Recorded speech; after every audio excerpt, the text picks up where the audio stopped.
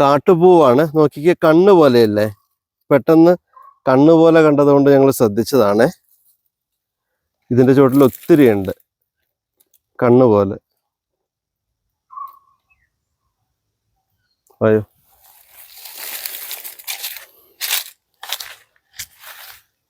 മേലോട്ടോക്ക്. ഒക്കെ എടുത്തോ? ഇനി അടുത്തതും ഉണ്ട്, മൊത്തം എടുത്തോ? അത്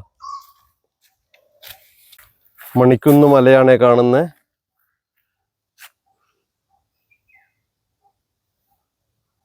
ഈ മരത്തിൽ കണ്ടോ ഒരു പ്രത്യേകതരം കായ?